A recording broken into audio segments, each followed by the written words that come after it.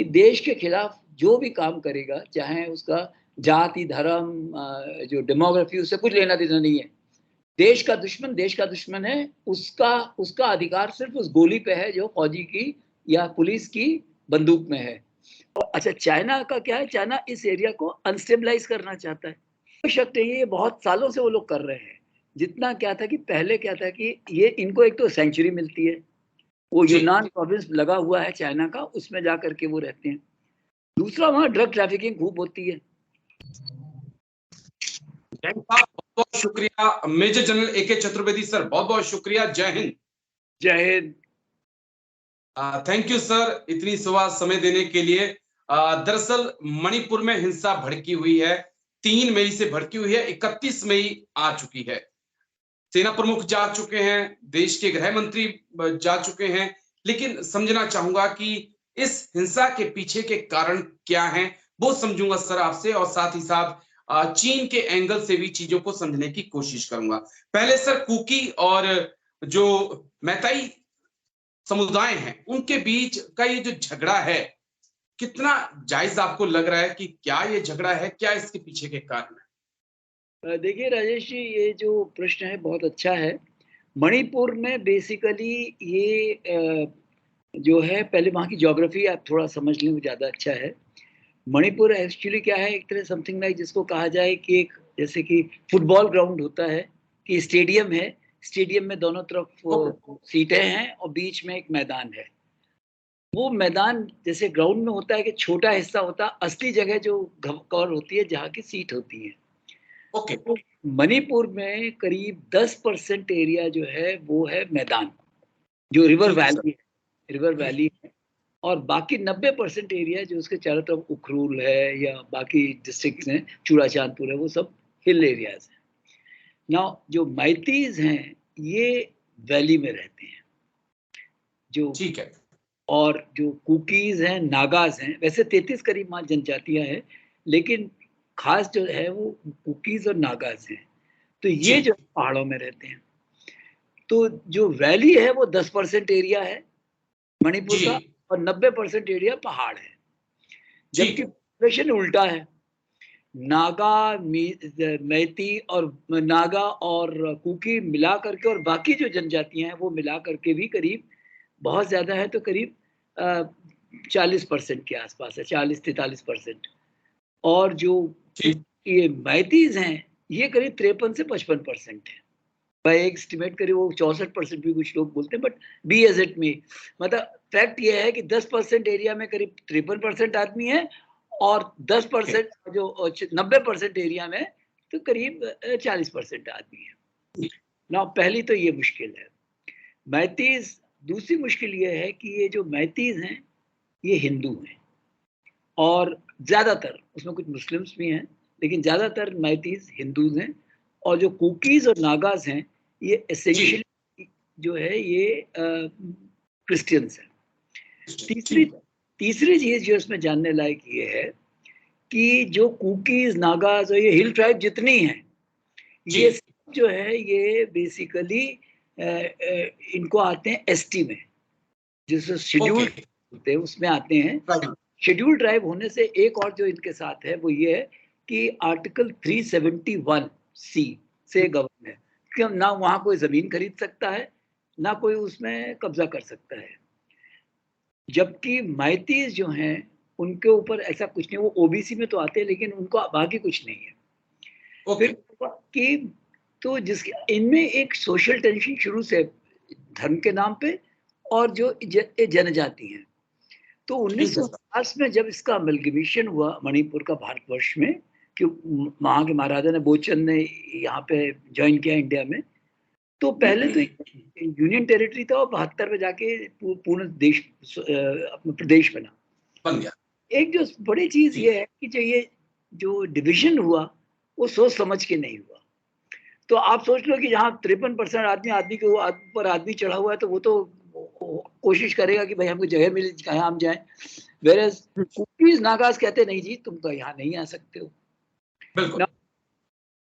क्या हुआ है कि अप्रैल के महीने में एक हाई कोर्ट ने ऑर्डर दिया कि भाई आप, स्टेट गवर्नमेंट ये रिकमेंडेशन दे कि भाई ये मैतीस को भी एसटी में दिखाया जाए ना। उसका इम्प्लीकेशन क्या होगा कि जहां मैतीस को भी अगर एसटी में आ गए तो वो भी जी पहाड़ में जमीन खरीद सकेंगे।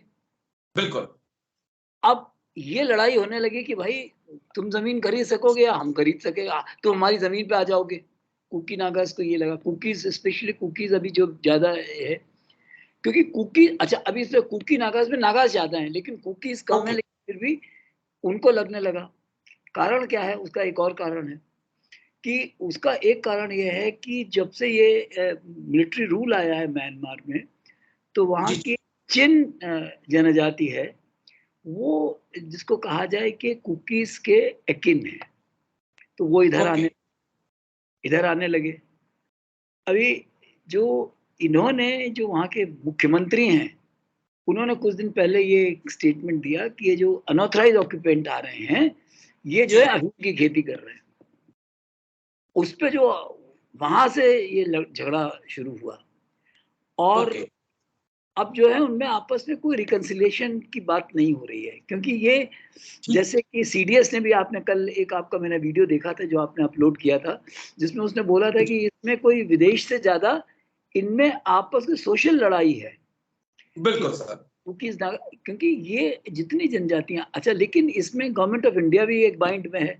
वो बाइंड में ये है कि अगर हर जनजाति के लिए अगर आप एक अलग प्रदेश बनाने लगे, तो जी मतलब भारतवर्ष में तो अभी जो 29 राज्य हैं उनके बजाय तो वो 290 राज्य हो जाएंगे, क्योंकि हर कोई बोलेगा बिल्कुल कि sir.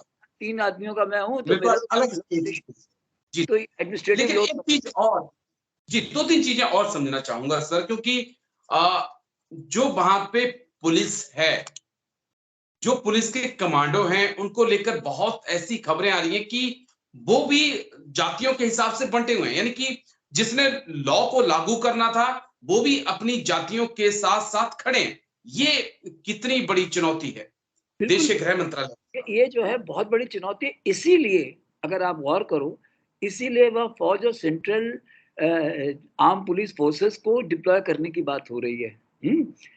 Chief of army staff किस लिए वहां गए हुए हैं?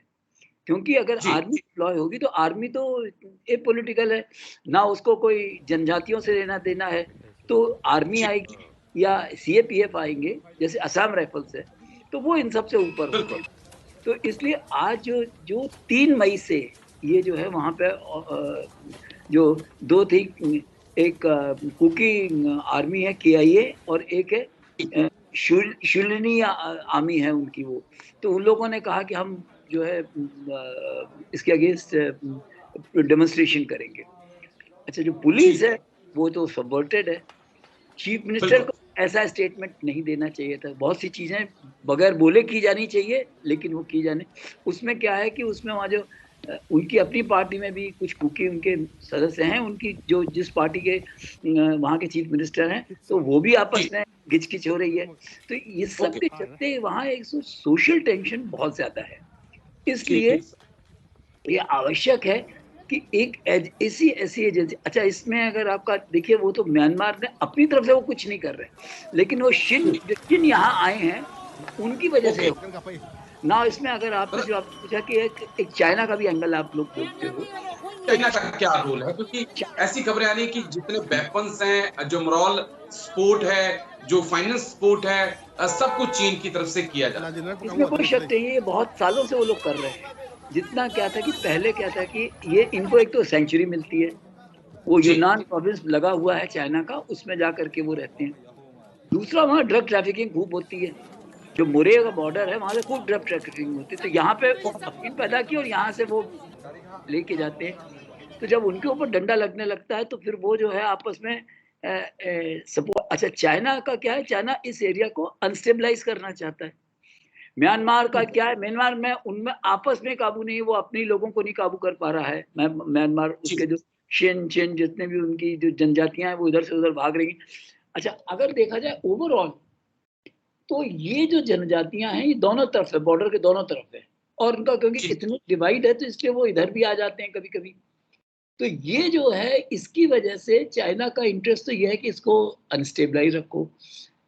म्यांमार का कोई इंटरेस्ट नहीं है, वहां लॉलेसनेस है सिर्फ। तो इसलिए 2021 से जब से कि वहां पे ये मिलिट्री गवर्नमेंट आई, अगर आप देखो गवर्नमेंट ऑफ इंडिया बहुत ही रिस्ट्रेंट, उनसे ज्यादा कुछ उनके खिलाफ नहीं बोलती है, क्योंकि जो जी सान जी कोई थी वो चाइना सपोर्ट वाली थी, तो उन्होंने कहा मिलिट्री जनता आ गई है, चलो ठीक है, लेकिन मिलिट्री जनता को भी कोई किसी से कोई लेना, इन लोगों को किसी से कोई लेना देना नहीं होता, अपना उल्लू सीधा करने वाले लोग हैं, तो चाइना उनको भी जी सपोर्ट मिल रहा है। तो इसलिए ये जो वहाँ का एक जो ट्राइबल की प्रॉब्लम है, जैसे चूड़ा चांदपुर है, उखरूल है, उसमें ये लोग कुकीज वगैरह ज्यादा है। तो ये जो है ठीक इस है सर। इनको बहुत समझदारी से काम लेना पड़ेगा। और जो आपने बोला बिल्कुल ठीक बोला कि नॉट, वहां पे देखिए कि जो कल एक महिलाओं का भी एक स्टेटमेंट आया है, वो भी अलोंग पार्टी लाइन्स है। अच्छा, वो जब ये होम मिनिस्टर उधर गए कुकी एरियाज में, तो वहां लोग प्लेकार्ड लिए खड़े थे कि हमको अलग स्टेट की जरूरत है। अच्छा, जो जी जी जो NSCN-M है, मुएबा ग्रुप, ओ मुएबा जो है वो यहीं का रहने वाला है, जी मणिपुर का, तो उनका भी अपना इसमें इंटरेस्ट है। तो ये जो था कि उन्होंने मार्च के महीने में एक ऑर्डर भी इशू कर दिया था गवर्नमेंट ने कि भाई जो सरेंडर, वो जो ऑपरेशंस की जो रोकने की है, उस ऑर्डर को कैंसिल कर दिया। जी ये जो शांति आ रही थी, उसको ये चोट लगी है, क्योंकि ये एक इंटरनेशनल प्रेशर भी बन रहा है, और दूसरा जो ये म्यांमार से आ रहा है, उसकी वजह से भी हो रहा है। तीसरा, इनकी आपस में जो मैत्री और इनकी आपस की लड़ाई कुकीज की, ये इन सब ये वही हो रही है लेकिन डेंजरस जी प्रपोजल। एक और मेरा आखिरी सवाल जो बड़ा अहम है, सीएम बीरेंद्र सिंह जो है चर्चा में है, जब से उन्होंने आतंकवाद और उग्रवाद जैसे शब्दों का इस्तेमाल किया है, और इसको लेकर कई जगह पे चर्चा हो रही है कि उग्रवाद और आतंकवाद भी अलग है। क्या हम नक्सलवाद, उग्रवाद और आतंकवाद में फंस चुके हैं?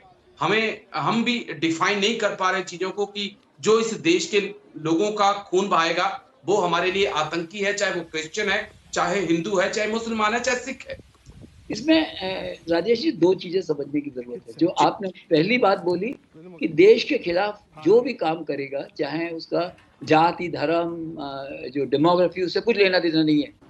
देश का दुश्मन है, उसका उसका अधिकार सिर्फ उस गोली पे है जो फौजी की या पुलिस की बंदूक में है। उसके अलावा जी उस पर किसी चीज का कोई अधिकार नहीं है। तो गवर्नमेंट को इस एरिया में बहुत टफ एक्शन करना पड़ेगा। नंबर दो, जो मणिपुर की अभी की हालत है, क्योंकि अगर आप देखिए पहले कुकीज और नागाज ने सब 70s के दशक वगैरह में क्या किया था कि हमारा अलग देश होना चाहिए, अलग देश से वो बिल्कुल अब बिल्कुल प्रदेश पे आ गए कि अब प्रदेश होना चाहिए हमारा। तो ये जो है, ये लड़ाई आज की तारीख में वीरेंद्र सिंह को भी, जो मुख्यमंत्री जी हैं, जी पॉलिटिशियंस को आपने भी देखा है कि बहुत सारी इश्यूज में, मैं क्योंकि पॉलिटिक्स पे ज्यादा नहीं बोलना चाहता, अगर आप देखिए बिल्कुल कि आज के पॉलिटिक्स में ज्यादातर लोग ऐसे हैं जिनका अपनी जबान पे कोई कंट्रोल नहीं है, सिर्फ वोट के लिए। क्योंकि वीरेंद्र सिंह जो है खुद माइती हैं, तो वो बिल्कुल कोशिश ये करेंगे कि भाई हम दिखाने के, क्योंकि उनका वोट माइती, उनका वोट बैंक है, और जी जी अगर पूरे माइती उनको एन मास वोट करते हैं तो 53% है, तो वो तो हमेशा गवर्नमेंट में रहेंगे, तो वो एक बिल्कुल बोलेंगे। लेकिन आप जब मुख्यमंत्री की आपने शपथ ले ली, भारतीय संविधान की शपथ ले ली, तो आप ना मैती हैं ना आप कुकी, आप एक भारतीय हैं, ये हर को समझना चाहिए। और जैसा कि एक कन्वेंशनल विजडम है कि जो बोलने वाली बात है वो उतना बोलना चाहिए, जो करने वाली बात है वो करना चाहिए। तो मुख्यमंत्री जी को सर अपनी जबान पे काबू रखना चाहिए कि ये कहना कि ये जो बाहर से आ गए हैं इसलिए वो अफीम की खेती कर रहे हैं, अनऑथराइज ऑक्यूपेशन हो जी रहा है, ये सब करने के बजाय आपको रास्ता निकालने की, आप वहां पे उस गद्दी पे इसलिए नहीं बैठे हो कि लोगों को कि जान लो, आप इसलिए बैठे हो कि आप रास्ता निकालो कि लोगों की, हर तरह के लोगों को किस तरह से संभावनाएं पैदा की जा सकती। दूसरा, ये क्योंकि सोशल प्रॉब्लम है आज की तारीख में, तो जी जो भी गवर्नमेंट करे वो सोसाइटी को साथ लेके चलना, कि कुकी के जो लीडर्स हैं, क्योंकि कुकी गांव जी में जो होते हैं, उनका एक और बहुत मजेदार चीज है कि जो बड़ा लड़का होता है वो चीफ्टेन बनता है, गांव उसका होता है। ओके अच्छा, जहां अगर जैसे मान लीजिए दो भाई हैं, तो बड़ा भाई तो जी चीफ्टेन बन गया, गांव उसका हो गया। अब छोटा क्या करेगा? जी वो कहता है जी मैं एक जी अलग जाकर का गांव बनाता हूँ। तो वो ओके इतना बड़ा एरिया है, उसमें बहुत सारे छोटे-छोटे गाँव बन गए हैं। तो आप जी हर एक देखभाल नहीं कर सकते हो, तो और इतनी पुलिस फ़ोर्स भी नहीं ला सकते हो। तो इसमें जो बिल्कुल सोशल सपोर्ट है, उसकी बहुत आवश्यकता है कि आपस में मिल करके किस तरीके से गवर्नमेंट का काम है। एंड आई थिंक जो अभी होम मिनिस्टर गए हैं, वो शायद यही जी कोशिश करने के लिए गए हैं कि आपस में किस तरह से कुकी और माइतीज़ आपस में बैठ के कैसे आपस में सुलझा सकें। ये है। ठीक है सर, चलिए sir, thank you major general AK Chaturvedi sir, शुक्रिया तमाम चीजों को इतने अच्छे से समझाने के लिए। जय Hind sir, thank you sir.